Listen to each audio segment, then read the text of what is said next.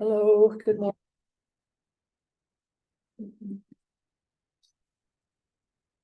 So December 8th, which was yesterday, is known as Buddha's Enlightenment Day. So that was the day that the Buddha sat under the Bodhi tree and became enlightened.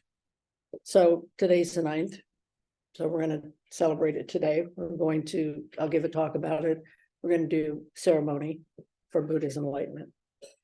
So Dogen Zenji, who was the 13th century founder of our school, wrote a text called Gonzai, which means the eye. So in that text, he talks about Buddha's enlightenment. And this is what he quotes his teacher, Rujing, as having said. Rujing said, "For 6 years, Shakyamuni stumbled on through the weeds of provisional truth with the determinate spirit of a wild fox. He would leap forth with his whole body only to become entangled in delusion's vines." So Shakyamuni Buddha, as you may know, he left home. And for 6 years, he studied spiritual practices with various Indian teachers. And that none of them met his needs. He didn't feel like any of the teachers that he talked to, any of the things that he did, felt quite right to him as being the spiritual practice that he wanted to engage in. So that's why Rujing said, for 6 years, Shakyamuni stumbled on through the weeds of provisional truth. So a provisional truth would be something that we temporarily take on as a kind of teaching or whatever that helps us to get beyond that. In the Lotus Sutra, which is one of the foundational texts of our school, Soto Zen, there are a lot of parables that are kind of provisional truths in which, for example, this is kind of controversial because everybody says, did the Buddha lie? For example, there's the proverb or the parable of the kids being in the burning house. And the house is burning down, and the house is a metaphor for suffering, for this world of suffering. And the house is burning down, and the Buddha cannot get the kids out of the house. So finally, he tells the kids, if you come out of the house, I've got these amazing gifts for you. So it's basically he's sort of saying, I got some candy for you outside. If you come outside, you can have these 3 carts, and there's like an ox cart and a deer cart. I can't remember all 3 of them, but there are 3 carts, and they come out, and it turns out that this is actually just something to get them out of the burning house. So it's a provisional truth. It's not really what's going on, but it's close enough, and it gets them out of the burning house. So he saves their lives. So that would be a provisional truth.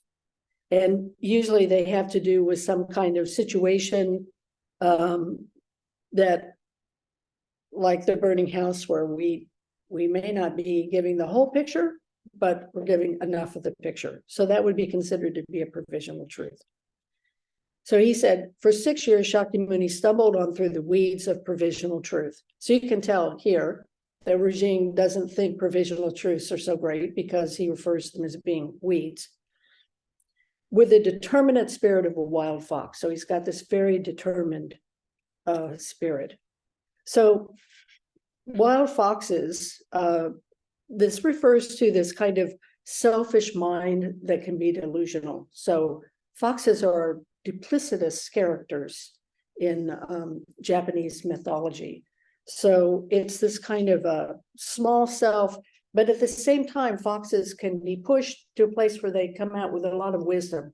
So they're kind of this mixed up, mixture of being both wise and stupid and delusional at the same time. Does that sound familiar? Yeah, so it's kind of a description of human beings. So they're tricksters. Foxes are tricksters.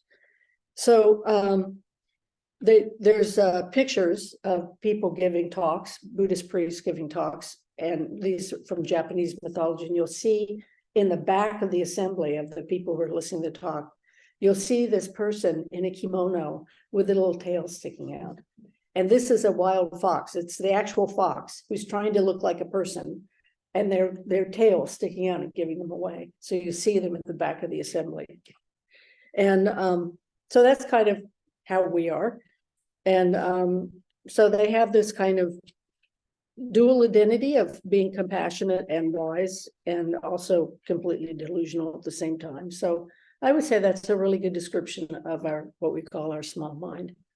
So we're delusional, we're wily in that delusion, we're kind of tricksters, we're caught by passions, and at the same time, we can be compassionate and selfless.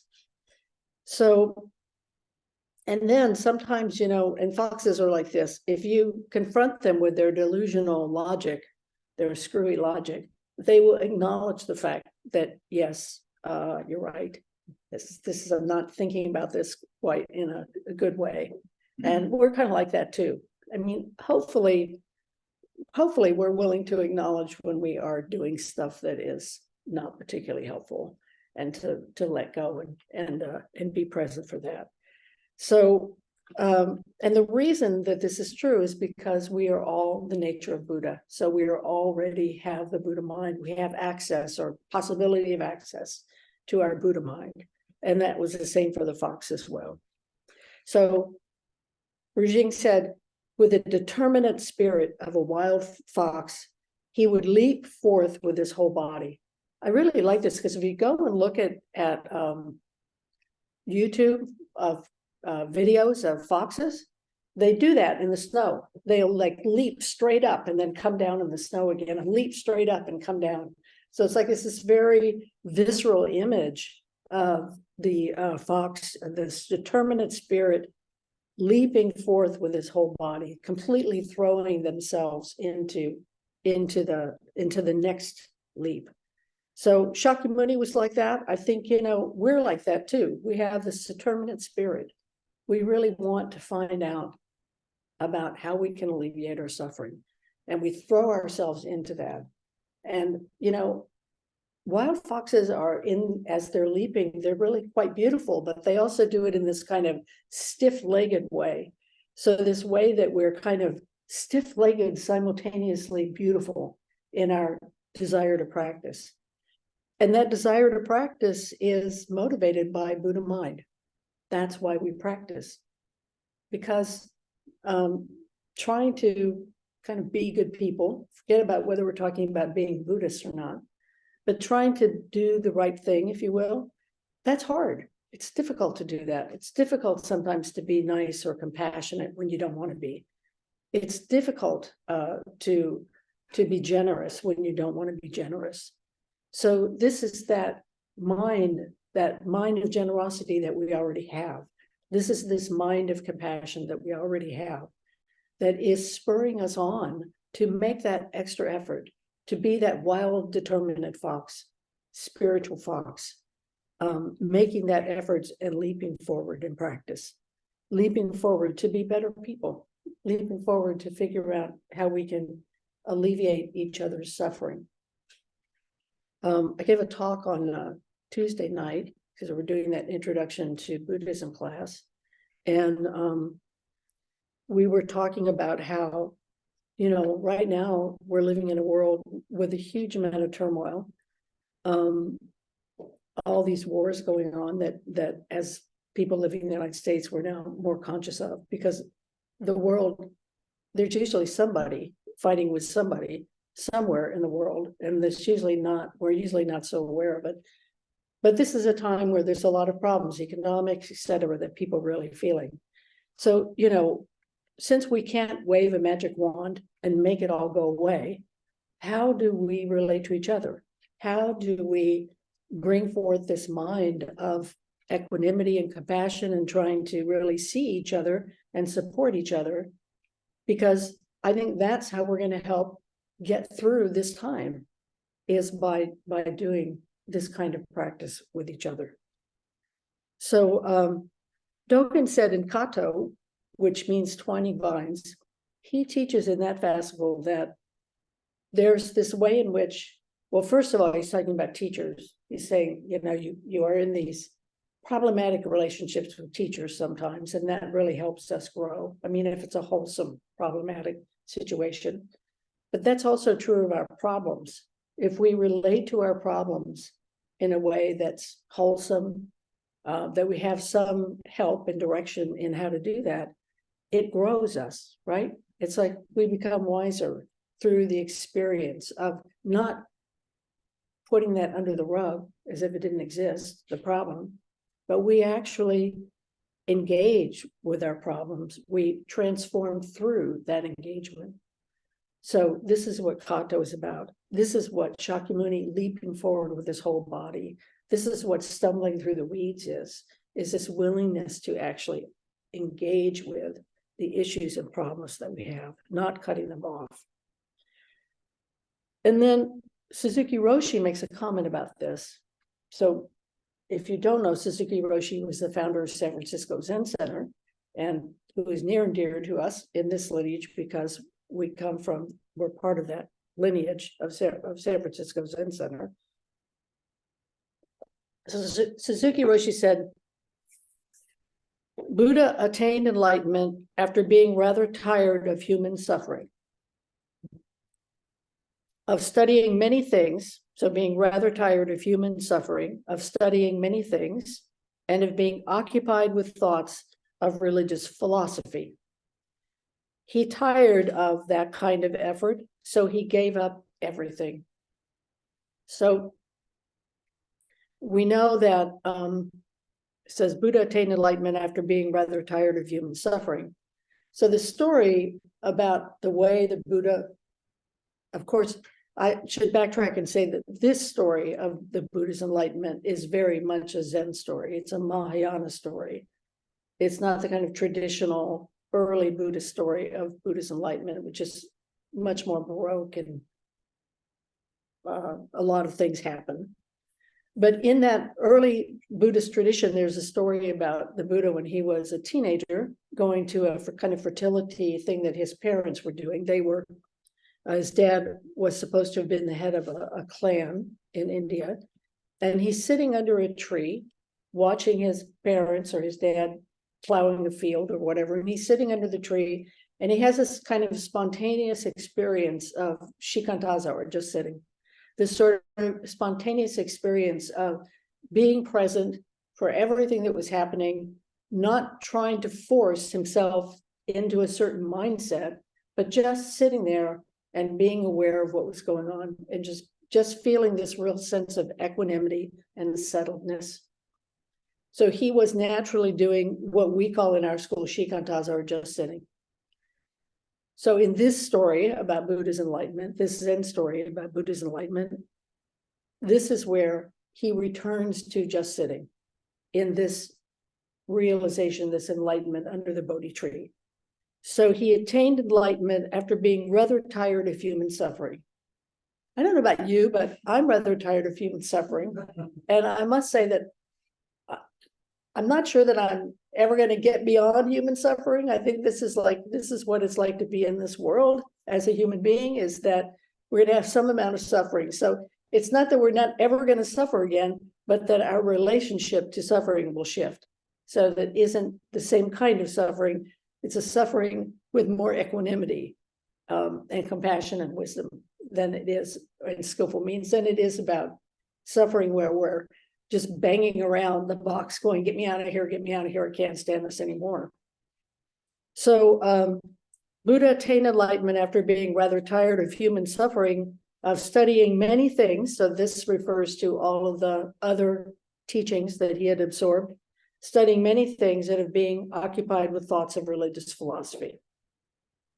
He tired of that kind of effort, so he gave up everything. So the most important part about this sentence is he gave up everything. So, what does that mean? So what it essentially means is that he gave up any ideas he had about what it was to be enlightened. So we all have these ideas often. I would say everybody has ideas, especially when they first come to practice.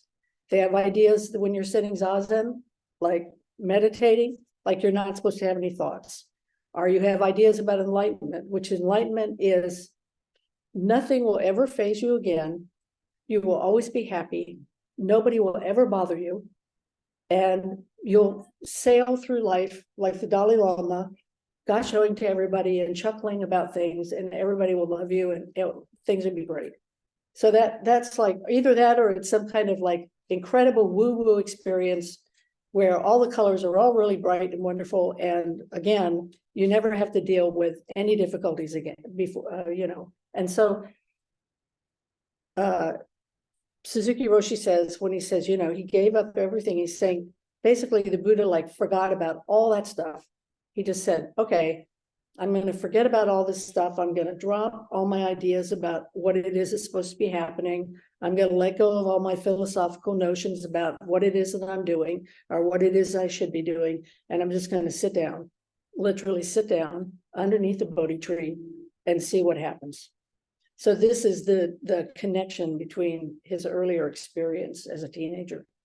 So he sits down and he just is. That's all. He just is. He's just let go of all ideas he has about everything. So he said, Suzuki Roshi says, he tired of that kind of thing, so he gave up everything. So this giving up everything is basically he gave up all the ideas about what he thought or how he thought things should be or how he thought he should be.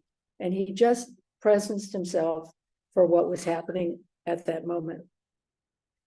And then Rujing comments on this. So he's Dogen's teacher. Rujing says, he lost the I and had no object of pursuit. He lost the I and had no objects of pursuit. He lost this false sense or this false idea that he had to do it a certain way, that he was going to have a certain result. And that's why he said he lost the I and has no object of pursuit. So he's not got anything he's trying to get anymore. He's just willing to be there. So if we talk about our life, as about getting stuff, getting a career, getting more stuff, buying a house, whatever it is, not to say those things are bad, but that we actually just settle into our life just as it is right now and are willing to be in our life as it is right now without any ideas about, and this is not to say that I'm not saying it's bad to have goals or something like that, but what he's saying here is that all these ideas we have about our practice, about Buddhism, about enlightenment and all this stuff, just let it go. Dogen says in one fascicle, basically, people quote Suzuki Roshi, but this is something that Dogen said. Suzuki Roshi supposedly said, be careful what you wish for about enlightenment. Dogen says, what you think is enlightenment is not enlightenment. So you might as well just let it go, because by the time you get to that place, you won't have any ideas about the place anymore. You'll just be at that place. So here he's saying he lost the I and had no object of pursuit. So he just gave up all the ideas he had. And then it said, now he deceives people by saying he was enlightened by the bright star, which is Venus, the morning star. So that's interesting. This is very Zen. So he says, now he deceived everybody by telling them he was enlightened by the morning star. So what's that about? So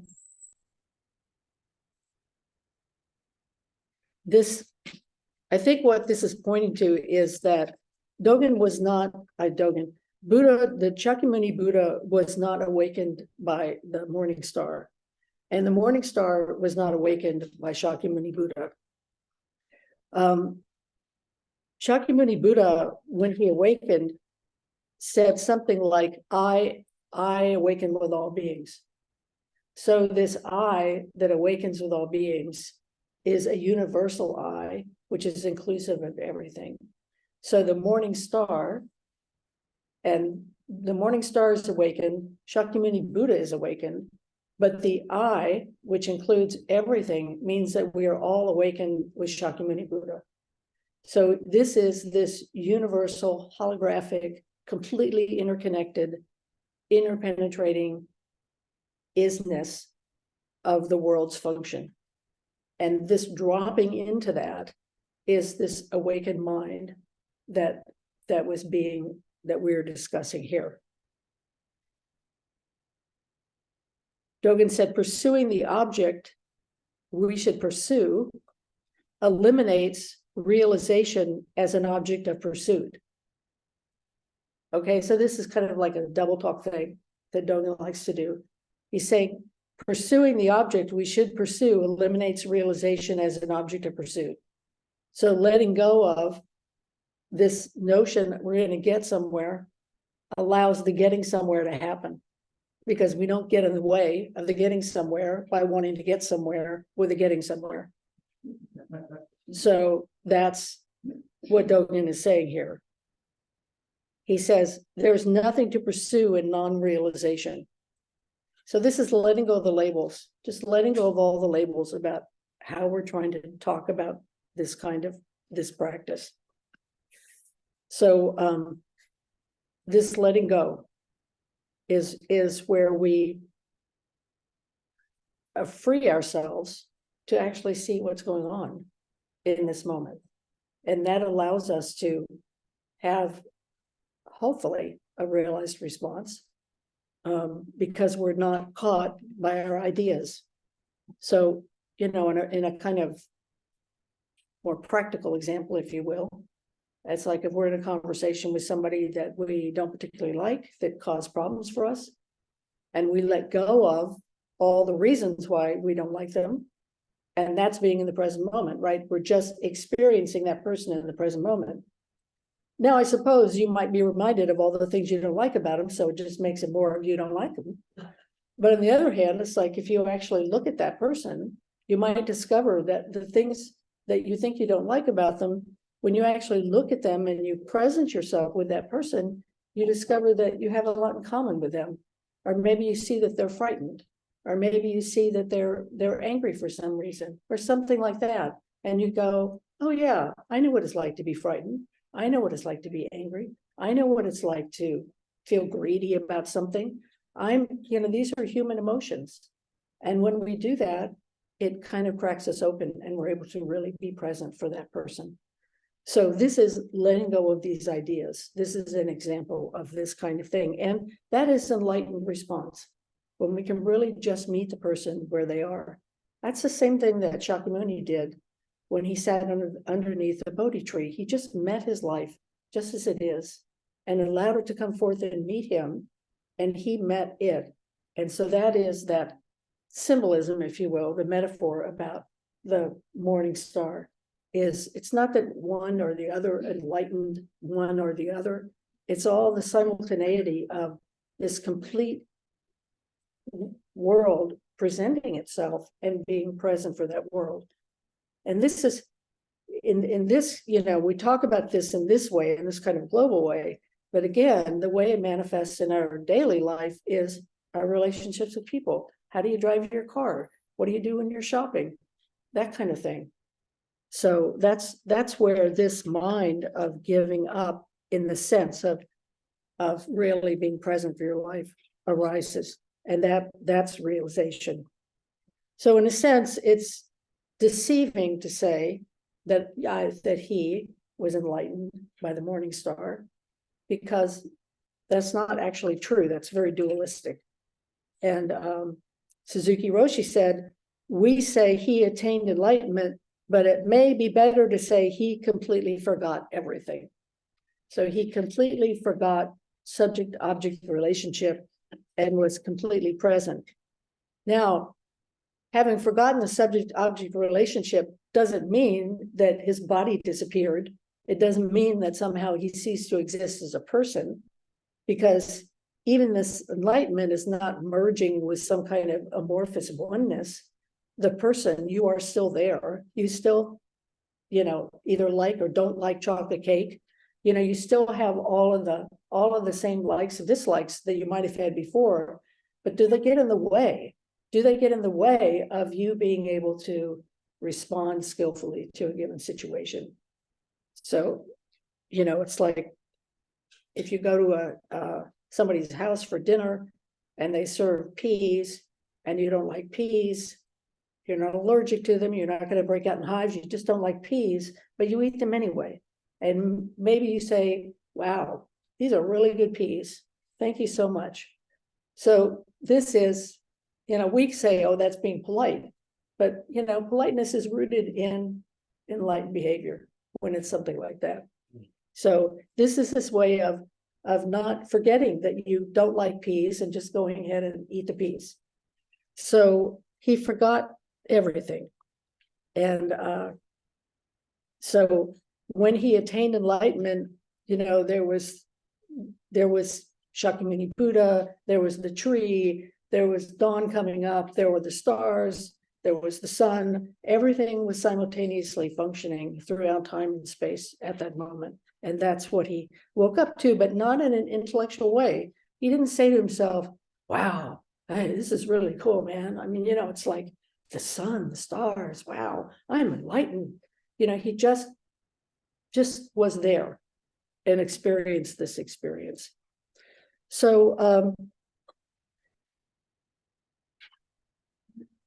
your whole life is like the Zen story about the bird emerging from the egg. The bird is pecking from the inside, and the teacher or life or the mother or whatever, the dad pecking from the outside in order to help our Buddha mind come forward. The whole world is actually, even though maybe it doesn't feel this way all the time, that there's this way in which we are being sustained by the whole world, and the whole world is trying to help us wake up. So there's this pecking back and forth, getting out, coming in. But in some ways, there's no inside and outside. It's all happening simultaneously. So he forgot everything.